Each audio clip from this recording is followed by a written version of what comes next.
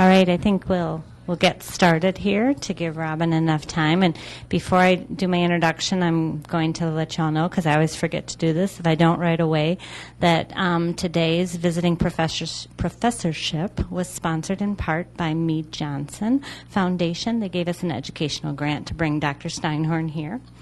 So it is my great pleasure to introduce Dr. Steinhorn to you.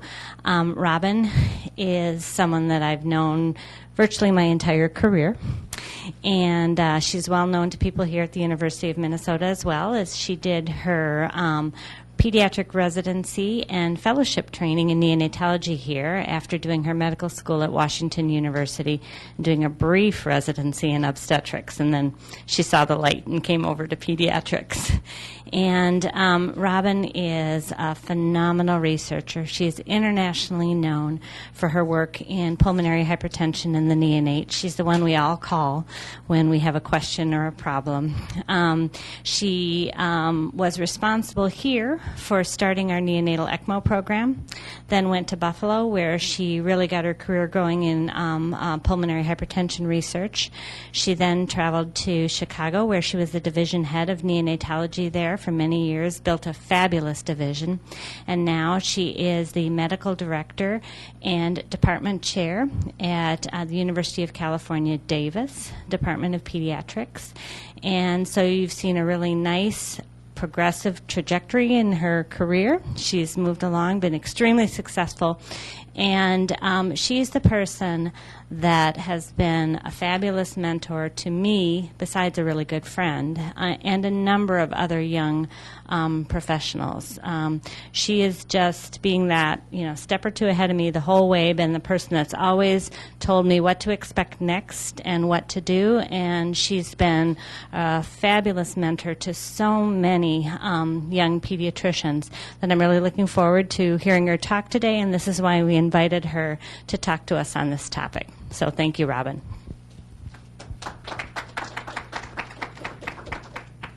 Such a pleasure. It's such a It's such a pleasure to be with you here today. As Kathy said, I got my start here in Minnesota, my academic and clinical start, and it's a place that I have such incredibly fond memories of. It's the place that both my children were born. And it's been such a special pleasure today to see so many people that I worked with and looked up to when I was a fellow and a young faculty member, and to see that they are still here and still as amazing as I remembered them. So that's a gift to me, and I thank you for that. So I'll start off with the obligatory disclosure. I have no disclosure in this presentation to share with you. So the objectives of our time together today are to look at the current state of career advancement for women in pediatrics, and I really hope to convince you that this is still an important problem that is relevant to every department in the country. And we'll look through some data for that 20 minutes or so. I will then give you my candid thoughts on what some of those barriers are to having gender equality, particularly as faculty members advance through their careers and aspire to leadership positions. And I hope to help identify strategies to promote gender equality in pediatrics. And so the little cartoon there is, those of you who know me know that we've always had cats in the house. And so if you have a cat in the house, never thinking outside the box is a good idea. But when we're thinking about tough problems like this, thinking outside the box is really what we need to do. And so I get as much out of these presentations as I hope you will, because I think your comments and your ideas are really so helpful in our working together to solve this problem in the future. So why am I interested in this topic? Well, truth be told, I was asked to give a talk on this topic about a year ago, and so I said yes, maybe a little too quickly. I said yes, and so I started to think about, well, why am I interested in this topic? Why should I be? So there's the obvious, yes, I'm a woman myself, but there are actually even bigger and more important reasons why this topic means a lot to me.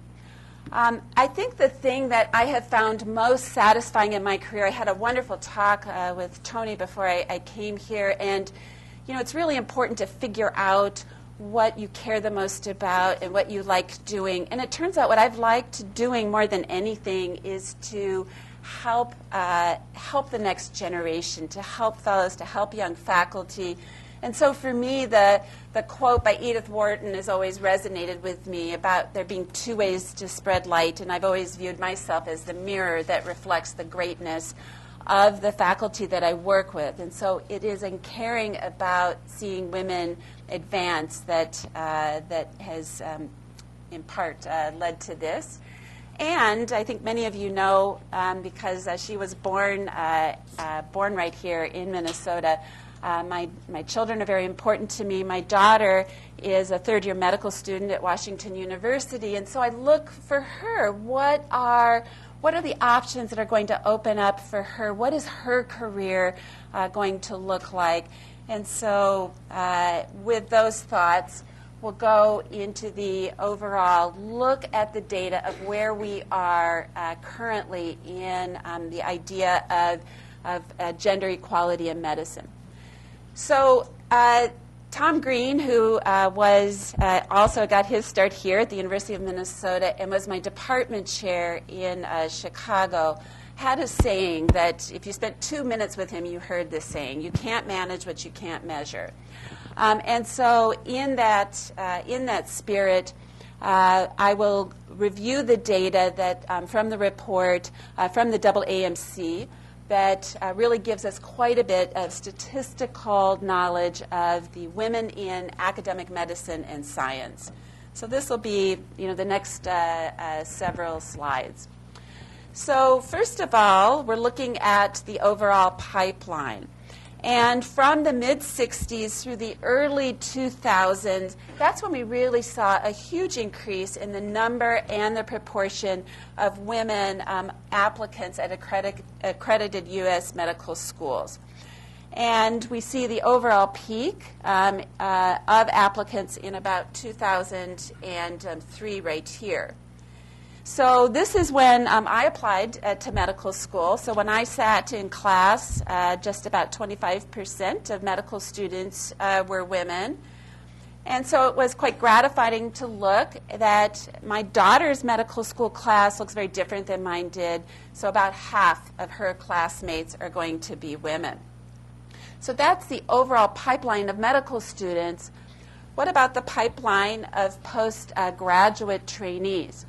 And so here's where we see now that 16%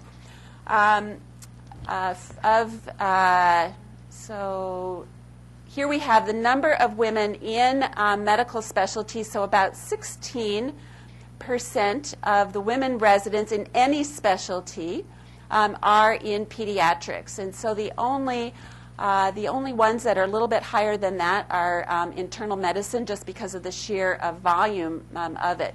When we look at the percent of women in any specialty, pediatrics is by far and away the highest, with 70% here as women. And the only one that is equivalent is obstetrics and gynecology. Not very surprising, just overall a smaller specialty. So now we start getting past fellowship. We know now we have this huge pipeline. 70% of our residents are women. In fact, when we're looking at applicant pools for residency and fellowship, we're often working to balance that in ways that we didn't think about 20 years ago. So what now about the pipeline of faculty members? So we're looking now at all specialties, and I realize this is very small on the bottom. So we're looking at about the 120,000 or so faculty members that were studied by the AAMC. So what do we know about the representation of women based on that data set? So here you see the comparison over a 10-year time period of the number of women at all faculty ranks. And so you see here at the level of instructor in 2002 and 2012, we have a slight increase in the number of women, reflecting the overall changes in pipeline during that period of time. But the thing I want you to notice over here is that the number of full professors, that we certainly have an increase where we have now 20% of all of the full professors, again, all specialties are women, so a 50% increase from 2002. So looking at that number, that's a big increase and would give us optimism that there's been quite a bit that has gone very well for giving women those opportunities. But is that enough? And are there still gaps? And I would submit to you, I believe that there are still gaps, and it is those gaps that create the lack of sufficient role models to inspire the next generation of women. So we just looked in the previous slide that 20% of our women are full professors, and yet on this slide, what it shows us is that if we take all of the faculty members that we have in the country, that the number that are full professors and women are only 5% of the pool that we have. So when we take that and we take, say, a typical audience at a typical academic medical center, such as the University of Minnesota, we're going to have a mix. We're going to have men, we're going to have women, we're going to have instructors, assistant professors, associate professors, and full professors. And this group in here are our full professors. So the blue full professors are our men, and those 6 little smiling faces there, those 5 little smiling faces there, are the women that you're going to have in that pool of 100 people. And so it's these accomplished, successful women that we need to grow this particular pool so it looks more equivalent to the men. So is the problem solved in pediatrics? We already saw that we have a much bigger pipeline. We have 70% of our residents in pediatrics are women. And that is also very true as we look at the instructor level. So how does the faculty distribution work in pediatrics? So I think we see some changes that are highly relevant to us, and I think should perhaps give us quite a bit of optimism. That we see that the number of associate professors starts to look much more equivalent between the two groups, but we still see this overall dearth of women that are advancing all the way to full professor level. And finally, this is the last data slide I'm going to show you. This indicates that we have a leaky pipeline in helping women advance through the academic ranks. So the blue line is all faculty, so all specialties, and the orange line is for pediatrics.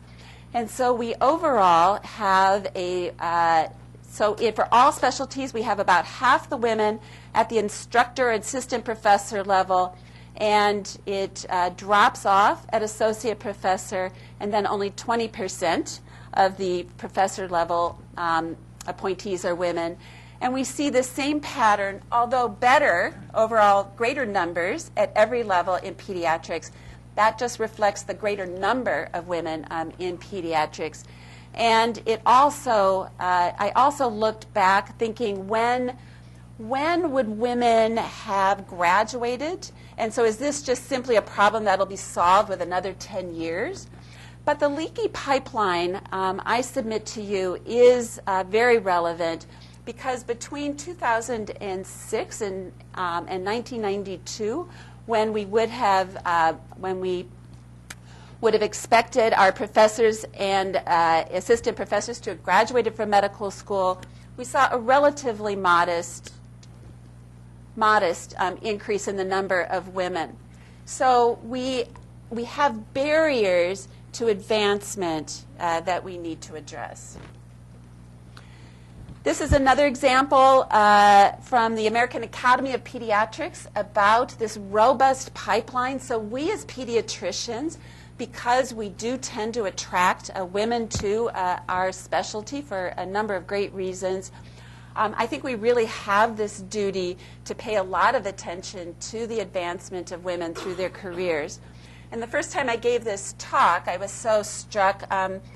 This was at the perinatal section of the American Academy of Pediatrics, and so I pulled out my iPhone because I was giving my talk right after a panel discussion.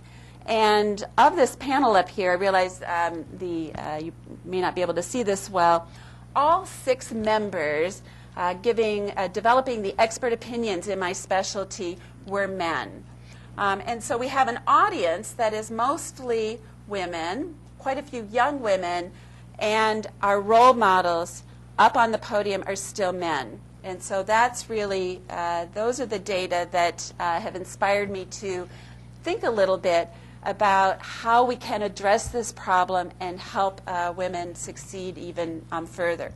And as we get into this, many of you may have questions about many of my thoughts are really not gender specific, and we can certainly have a discussion about that. But for the next few minutes, I will talk a little bit about the overall goals and priorities and how perhaps women approach those and how we can use that to all of our advantage. So what are the barriers to equality? So the first thing is the barriers that my daughter will face are very different than the barriers I face. So I call this not your mother's gender inequality. And at the end of the day, for women, because of biology, there are overall very difficult choices that every woman is going to have to make as she traverses her career. And as I've just hopefully convinced you, the overall lack of sufficient women who have surmounted those challenges and joined in a leadership role, it creates a vicious cycle where women don't see that this is possible, don't find those workarounds, and end up not being as successful as they could be. So how do we help women succeed? Well, first of all, we have to define success, and this is a quote I quite like, that defining success is being able to spend your life in your own way. And I actually found your words really inspirational, Tony, that when we talked before we came in. So it's really having the life and the career that you most want to have. And so knowing what that is and then investing in the ability to be successful, I think, is the key. And we need to understand how women now define their success through the career cycle. And I think there are 3 very predictable phases for the career development of women. So the early career phase, I think, is very similar for everybody. You're really trying to establish yourself, develop that credibility, and to become known for being a clinician, an investigator. But in mid-career, women in particular, they go into full-on survival mode. These are the years that women are having children. They are balancing tremendous family needs. Many of us, as we finish that mid-career phase, we have aging parents that we find ourselves quite responsible for. And it's important to understand that as women emerge from that, they are then looking for their career to give meaning, to give back. And I think understanding and tapping into that desire as a woman is entering that phase is incredibly important. So I would say that one of the important things, and that's what I'll do a little bit with you today, is sharing those stories, sharing how we get through those survival years, how we find meaning in our careers, is critically important because it is not an easy road. And the women in this audience and the men in this audience need to be committed to opening the doors, removing barriers, and helping keep perspective.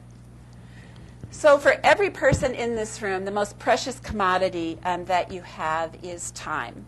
And this is a common graphic of the overall amount of space that you have in a week and the amount of things that you are asked to do or that you have to do. And I see some people nodding their heads, and I think we're all familiar with the increasing duties that we're all facing.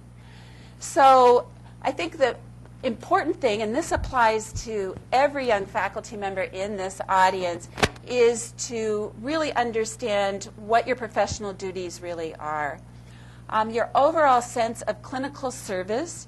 This is, of course, the heart of who we are as physicians.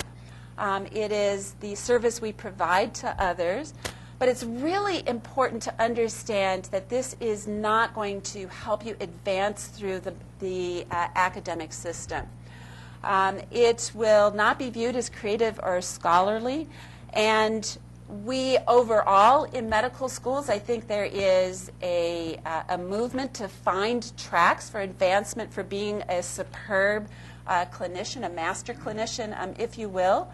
But right now, those paths are few and need further development.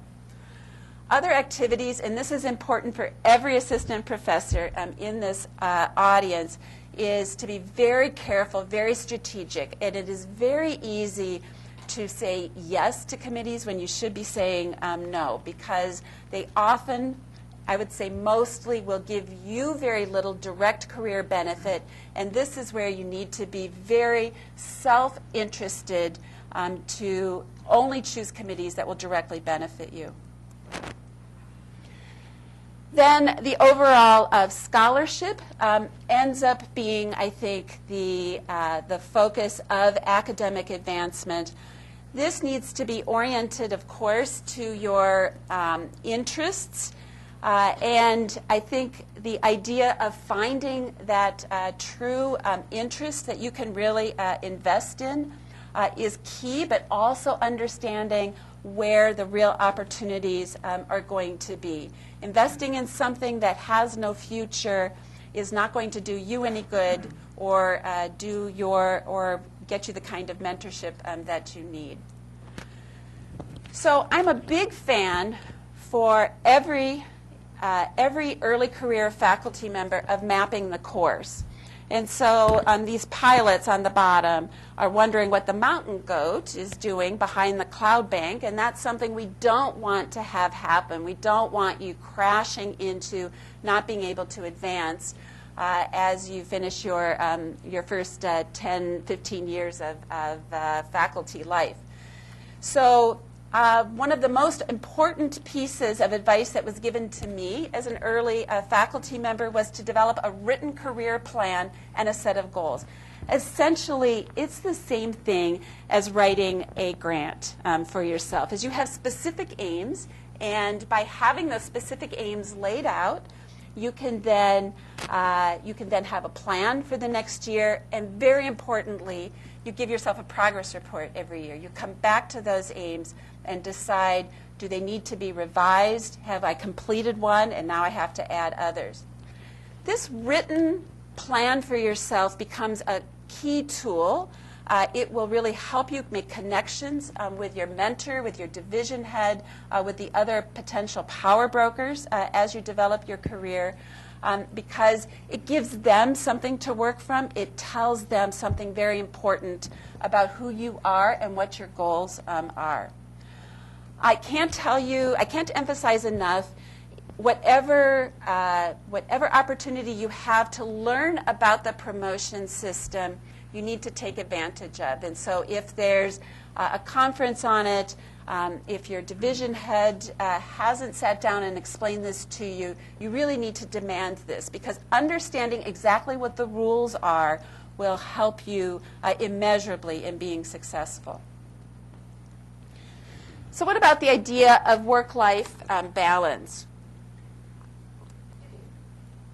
This is something we hear a lot about, and it's actually just never quite resonated with me, because the definition of balance is stability produced by that even distribution of weight on each side of a vertical axis. And I don't know about you, but my life has just never worked that way. I've never had, the exact amount of family and work and personal needs and demands and interests to make this balance. Instead, it feels a lot more like this, and this was on the cover of the Harvard Business Review just a couple of months ago. And the cover also, I think, tells what this figure really means, is that this is really much more about prioritizing, about making those difficult choices and making them strategically so that you assemble the kind of a career that you would really want to have. So how many of you read this article by Emery Slaughter? How many of you have seen? Oh, so quite a few of you. She was having a very bad day when she wrote that, wasn't she? Because as I've read more of what she writes, she was clearly grieving the choice that she had to make. And in that grief of leaving her very high-profile government position, I think she came out with some incredibly candid and important comments, and it's sort of a hard piece to read. But some of the comments she made is, are we blaming women during that survival phase of their career for just not being determined enough? If you just tried harder, you would be successful. And another comment she makes in this piece is that we have to stop accepting the male norms as the default and as the ideal. In other words, we have to accept that there are many paths toward this successful endpoint that we're aiming for, and that we have to insist on having policies and having an environment that will really accommodate the choices for women. And I'll come back to her toward the end of the talk. So in this audience or any audience, there's not going to be one perfect, one-size-fits-all balance, because each one of you is going to have a different set of priorities. And so that's why I encourage you to have that planned, that your specific aims for the next year, so that you can determine how you are going to make choices and develop your priorities for that time period. In turn, the policies of your university, of your department, of your division need to be transparent, fair, and flexible. Now, as Kathy said, I recently joined the University of California. And California is kind of a crazy place in a number of ways, a lot of ways. But one of the things that the University of California really gets right is the tremendous focus on equity. And I think the policies there have been a tremendous, delightful surprise for me. So the faculty members at the University of California have expanded leaves for adoption, childbearing, child-rearing, elder care. I have not had one young woman go out on maternity leave for less than 12 weeks. This has just been an incredible revelation to me. And it's a completely normal, expected course of events. Part-time faculty appointments are done better there than I've seen them done anyplace else. The overall family leave policy for illness and disability, I just worked through this with one of my senior faculty members who has the dilemma of a mother in India with breast cancer. The leave policies are phenomenal. She will essentially be able to take many months off paid to be with her mother. There's the ability to extend the promotion clock, the time to achieve tenure. We can defer the interval merit reviews to accommodate these life necessities. And what happens? It makes all faculty happier. It makes both men and women happier and more productive to have these policies in place. So on the bottom here, you see that the actual use of the policy by gender predictably is greater in women than in men because, again, because of the overall biology that we're all aware of. But the overall awareness of the policies is quite similar between the two genders, and simply knowing about these policies improves satisfaction to a very equivalent degree in both men and women. So the overall force that you can all generate to make sure that the policies in your department, in your university, meet that standard, I think that's an important goal that should be in front of you. So now how do you develop your goals and how do you achieve them? So as I've already told you, I believe very strongly in picking your destination first and then figuring out the road to your destination. I think often women do not aim high enough. I will tell you an embarrassing story about myself. When I was a young assistant professor at SUNY Buffalo, I was asked to take a survey by the AAMC. And I was asked to put down in writing how far I thought I would advance in the academic system. And I stand in front of you here today telling you that back then I put down that I thought I would get to associate professor. I thought that was as high as I was ever going to make it in the academic system. And every person in this audience is able to be truly great. And so to know that about yourself and to develop that in yourself, I think is incredibly important. Choosing something you really like that really matters to you is key, because I will tell you, men and women alike, it takes more than 40 hours a week. If you want to be academically successful, you will have mornings where you're getting up at 4:30 to work on a grant, or you're staying up late to work at a grant, and you just aren't going to do that for something that you don't love. I also believe that many of us, and virtually every woman, is going to have to stage goals. So we often think about careers going in a nice straight line. And I'm here to tell you I don't know of anybody who's ever gone in a straight line. So this is actually my career. And so I finished my fellowship right here at the university and stayed on as a faculty through 1990. And you can see that I was incredibly engaged. This was a great place to be a young faculty member. As Kathy told you, we were developing ECMO, so the whole field of pulmonary hypertension was opening up because these babies didn't die anymore. And things were going along pretty well. And so then what happens here? Well, this is when I'm entering that mid-career phase. And this is what happened here. So I met my husband, who I recognize many of you probably know, who's a pediatric intensivist. And then he tells me, he comes home one night and tells me that he thinks we are moving to Buffalo, New York. And I told him, what is the we in that sentence doing there? But and I had my daughter, and I had just given birth to my son at that point.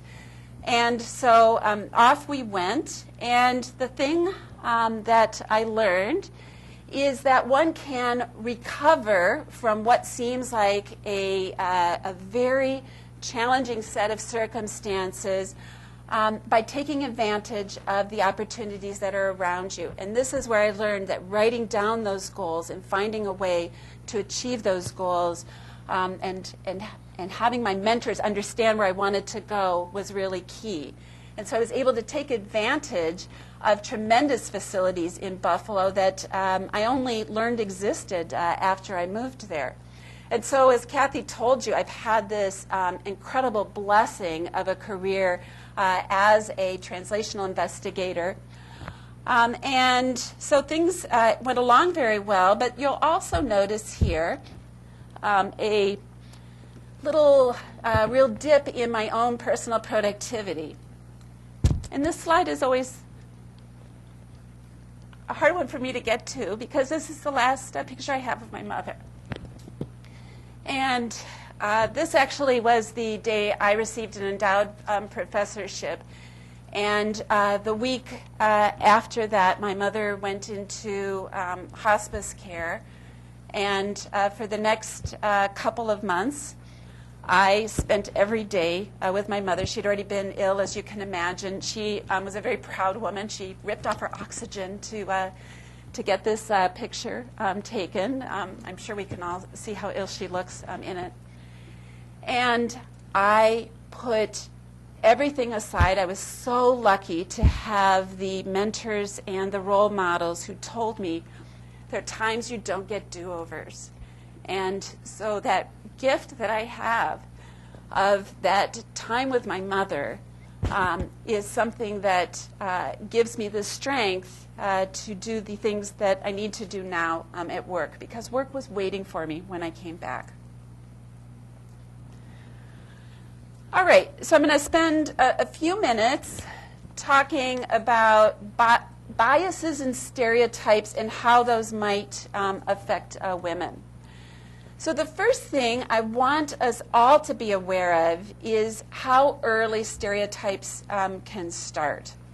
So here's an adorable set of T-shirts. You may not be able to see them in the back. The one on the left says "Smart like Dad," and the one on the right says "Pretty like Mommy." I would love to tell you that this is a picture from 1985, but it is not. These shirts were on the market in 2009. This is a picture of Marie Curie, one of the most brilliant scientists of her time, of any time really. And why is it that every picture that you will ever see of Marie Curie makes her look like the most unattractive woman on the planet? And this observation was brought out actually in a wonderful series published in Science magazine about a year and a half ago, that the idea that somebody can be attractive and be a superb scientist, that is something that overall has not been married in the human mind yet, or at least the American mind. And this was just in the Wall Street Journal just a few weeks back, maybe a month ago. And so this was Cheryl Sanders and a couple of colleagues doing a Google search, Google of course, of books published between 1910 and 2008, and showing that the word bossy refers to women very uniquely and not to men. And I want to tell you, there is no girl who likes being called bossy when she is young, and so girls are taught very early to modify their behavior to avoid this kind of language and this kind of perception. So these stereotypes tend to stay with us as things progress, and they become both prescriptive and descriptive. So women are not supposed to be bossy. They're supposed to be communal, and overall that means less interested in leadership. And then we have the whole prescriptive kind of stereotype that if you are an ambitious woman, you're bossy, you're hard to work with, you're not very likable. And so this creates tremendous vicious cycles and can be a barrier to the overall advancement of women. How many of you had done this implicit bias training? Anybody? So a few of you. So just a couple of you.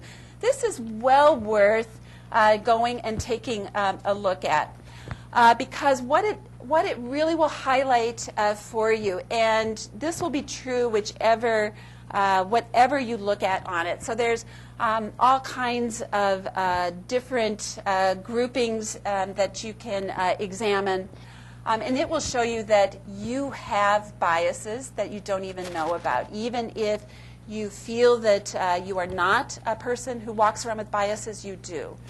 And that doesn't mean that that's bad. It means that we're human and we need to find ways to address them, put them out on the table, and overcome them. And so the overall idea of putting everybody through a search through these kinds of training programs, making them aware of biases, and really demanding diversity from every search, demanding diversity in the faculty that you serve with is a key step to moving forward. So in our last minutes, what can we do to support young faculty members? And again, many of these things will be just as important to men and women, but there may be differences in how the two genders approach this. So first of all, I cannot tell you how important it is to have a mentor. It's important to know what a mentor is and what a mentor isn't.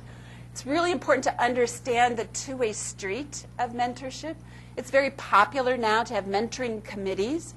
To me, a mentoring committee often feels like an arranged marriage, and you know that can work, and it often does, and it can be valuable. You'll get valuable information, but in my career, the most powerful mentors have been where there's chemistry, where there's a true shared interest, or where there's a shared passion, a connection that drives the relationship.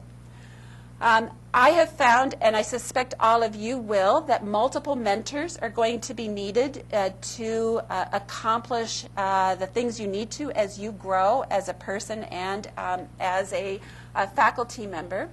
And for me, that's certainly been true. And in many times, if you have a problem, a specific problem that needs to be solved, and so for me, 10 years ago, I realized I didn't think I was very good at negotiating, and none of my mentors seemed to be able to give me any advice on this, and plus it's a little awkward to talk about that if you want to negotiate with your mentor, right? So hiring a coach can be a very useful tool. And to this day, when I am going through a transition or trying to aspire to something, investing in 6 months of a weekly coach is invaluable. It's important to understand the importance of networking, but also that women will often not tap into strategic networking as naturally as many men will. So women will often stay in the more operational networks. These are very important. They get the job done. But understanding the overall strategic networks that develop a strong stakeholder base and that you can tap into over time, that's incredibly important.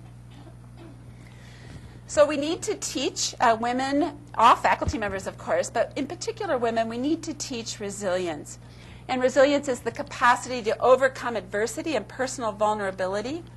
And many women will never tell you that when they hit a roadblock, when something isn't going right, they will blame themselves. And so addressing that and helping that individual work the problem, I think is a very important skill to assist with.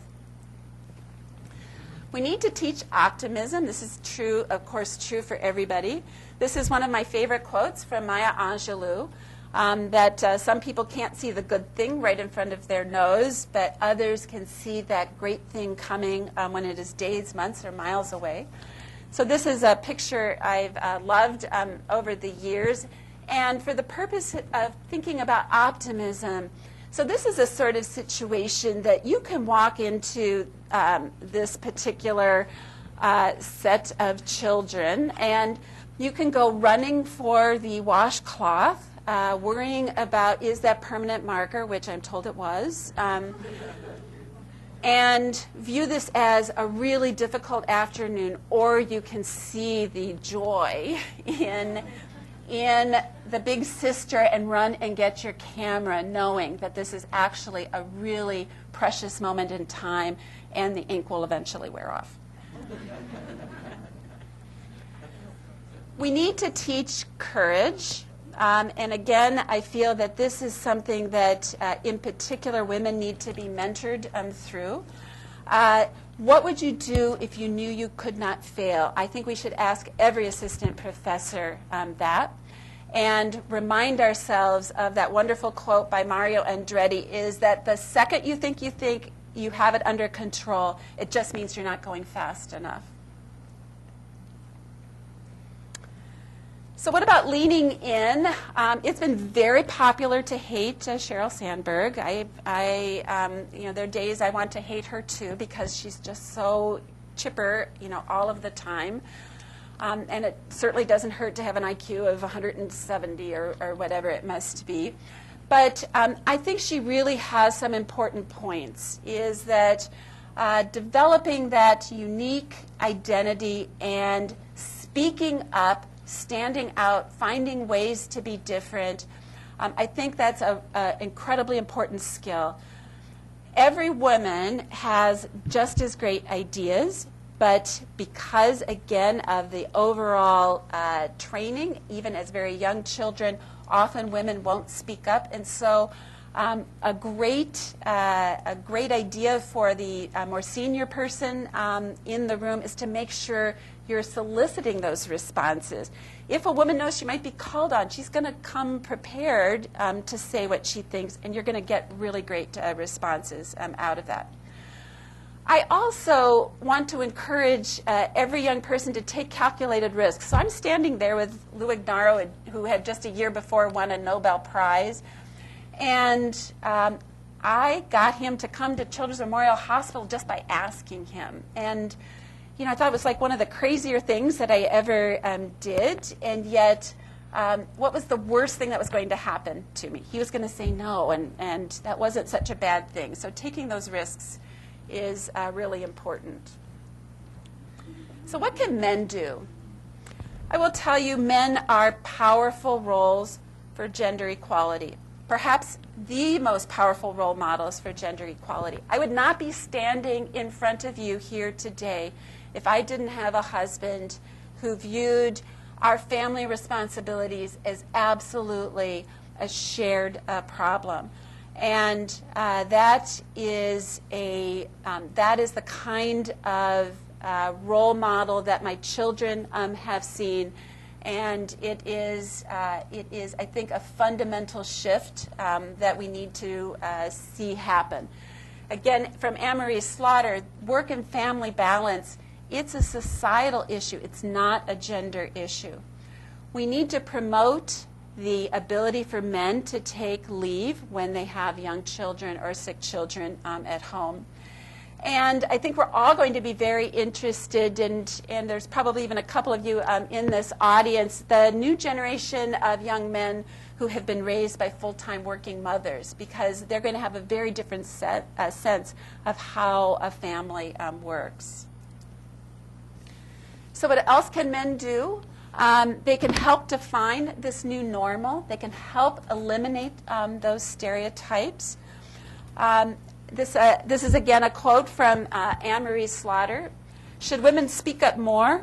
Or maybe there's a time when the men can speak just a little bit less and create that space for the women to speak up. And as I mentioned before, every person in this room, men and women, we need to demand that balanced portfolio of candidates for every faculty search. So the idea of men delivering this equity, it turns out it's harder than you think.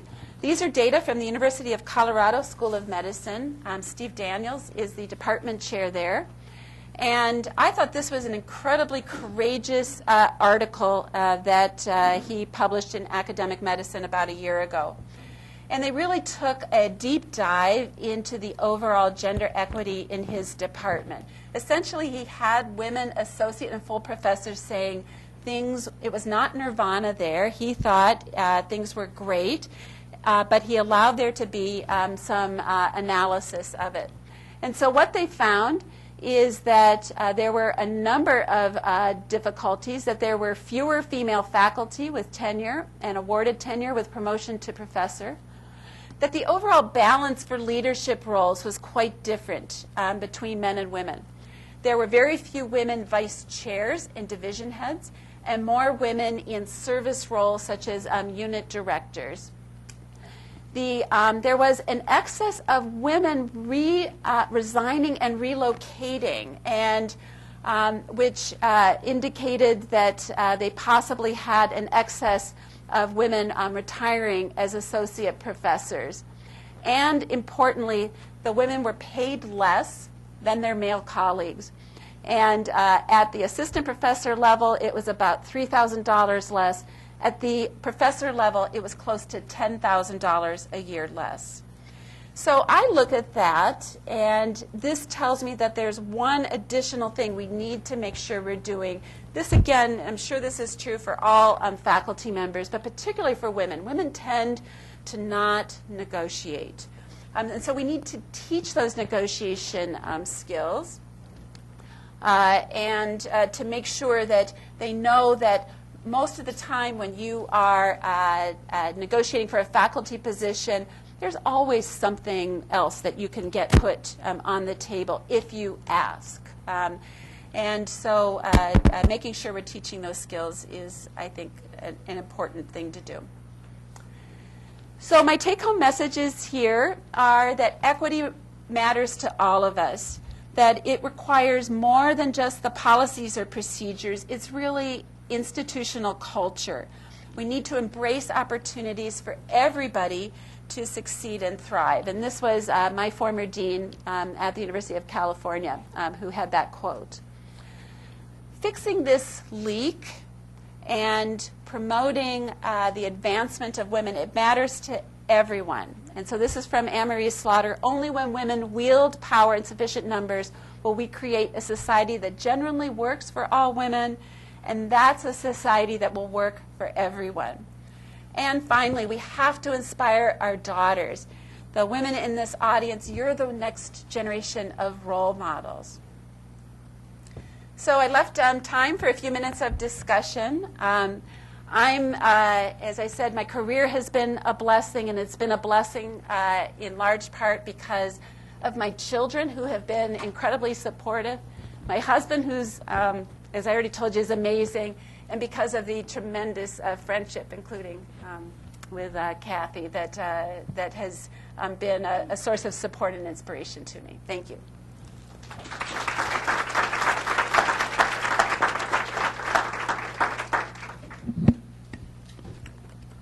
Thank you, Robin. That was wonderful. Does anyone have questions today?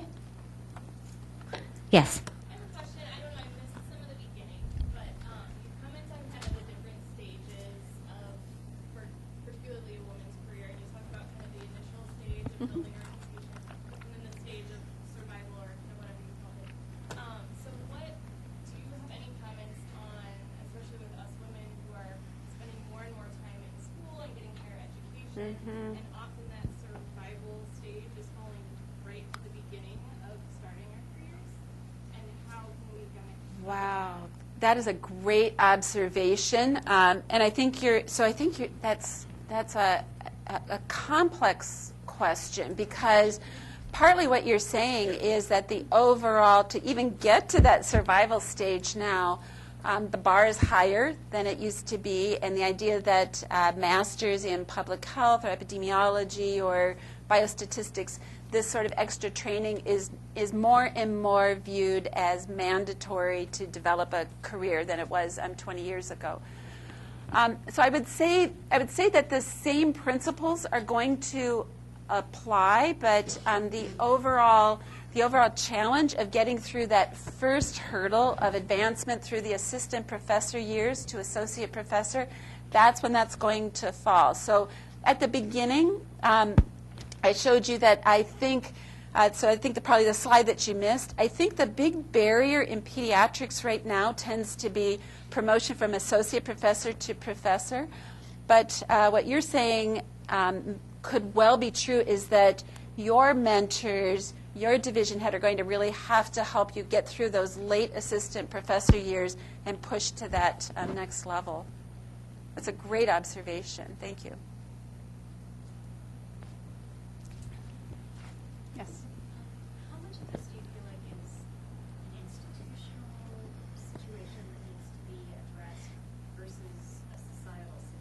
Because, for instance, when you showed with UC Davis those improvements that they've made that should be flexibility for both men and women, they were considerably overutilized by women who still even work full-time with a full-time husband, do the majority of child care and elder care.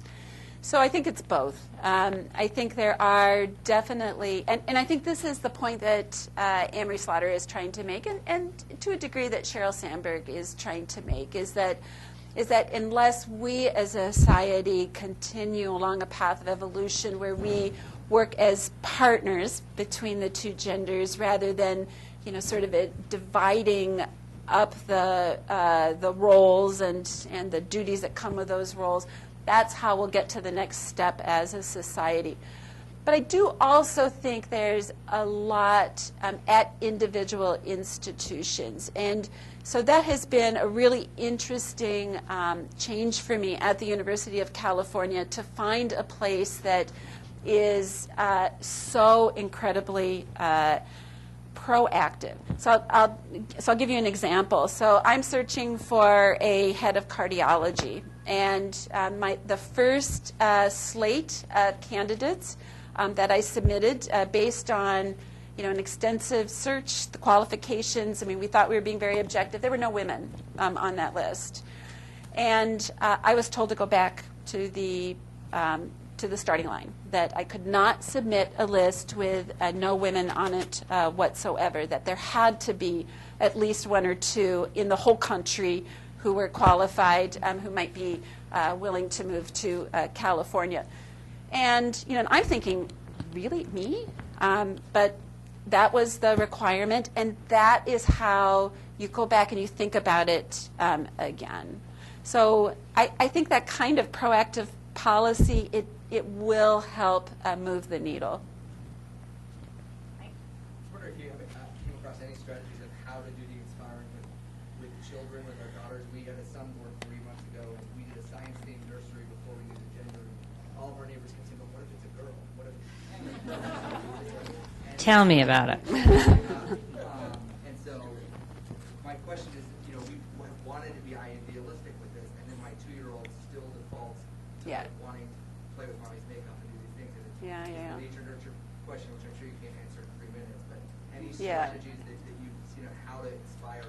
I think you already. I think you answered your own question. Just the fact that you did that without knowing the gender before birth is really an inspirational story. And so, simply doing that and simply saying, we don't care what the gender is. Science is good for everybody. I think that is a hugely powerful statement that you made. So, that's what helps us inch along this path. And yes, your 2-year-old's going to default to her mother's makeup. That is what they do. Yes. You put up the kind of the career trajectory for women with establishing and survival. Uh-huh. I was curious what you would say the trajectory is there for men and how it differs, because I don't feel myself not feeling like I'm trying to survive. So I think when you're in that period of your career that you're really trying to establish yourself, particularly as a scientist, there's some definite full-on survival that's going to go on there, especially now. All of us know what it's like out there and how difficult it is to establish yourself and to get that seal of approval of external funding. I think where we really see the difference, though, is as you get past that and you start to so the overall components that lead you to feel like you're just trying to survive, perhaps those are different. And for women, it is going to include, for most, a larger degree of family responsibilities. The late career, though, I think is really interesting, and we're only starting to see writing about this. So men are more likely to be perfectly content and happy doing a leadership role, being a division head, a rock star surgeon, whatever it is. They are more likely to be happy continuing to do that for decades. Whereas women start to, I don't know whether, again, it has to do with biology, whether it has to do with that the children are raised, which is, this huge piece of your life that is, now been, now they're dispersed and doing their thing, and that you really are trying to give meaning, to give back somehow. And I think this is a huge potential that women have that I think we need to be tapping into. It's a great question. Okay, thanks everyone. John Bass, you don't age, do you? Oh my God, you look great. Oh. I just look old. Hi, Robin Steinhorn. How are you? So I have a member of my division who published 23 articles last year. He had 2 RO1s, but wasn't on your list of people for a division head in cardiology at UC Davis. Would she be interested? I have no idea. Okay. She's being interviewed as department head. But I was wondering, it goes to your question about, everybody on it was a man. Why weren't there any women? So why isn't she on there? Yeah, why isn't she on it? It's a good question. You didn't know she was out there, did you? Julia Steinberg. Yeah. Oh.